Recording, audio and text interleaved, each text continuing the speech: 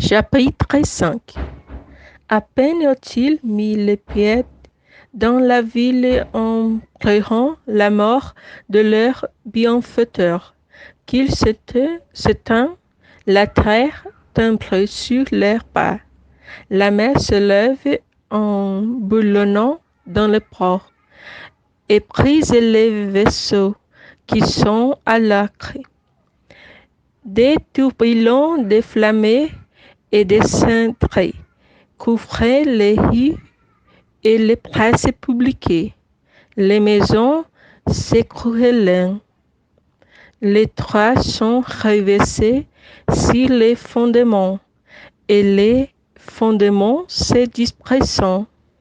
30 000 habitants de tout âge et de tout sexe sont écrasés sous des ruines. Les matelots distraient en sifflant et en jurant.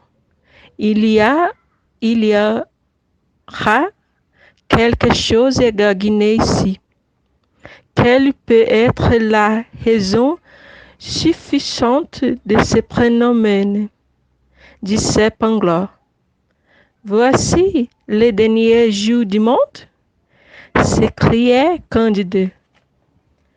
Les matelots courent en continuant au milieu des débris, affronter la mort pour trouver de l'argent, en trouver sans peur, s'enivrer et, ayant crevé son vent, acheter les faveurs de la première file de bonne volonté qui les rencontrait sur les ruines des maisons détruites et au milieu des mourants et des morts. Pangloss les tirait cependant par la manche. Mon ami, lui dit-il, cela n'est pas bien. Vous manquez à la raison universelle. Vous prenez mal votre temps. Tête 5, répondit l'autre.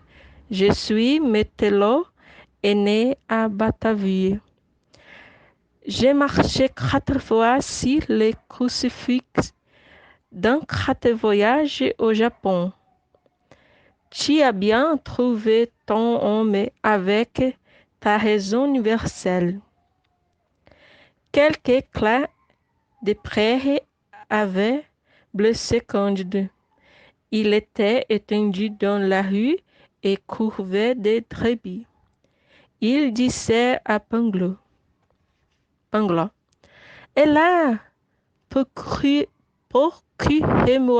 un peu de vin et de l'huile, je me meurs. Ce tremblement de terre n'est pas une chose nouvelle, répondit Pangloss.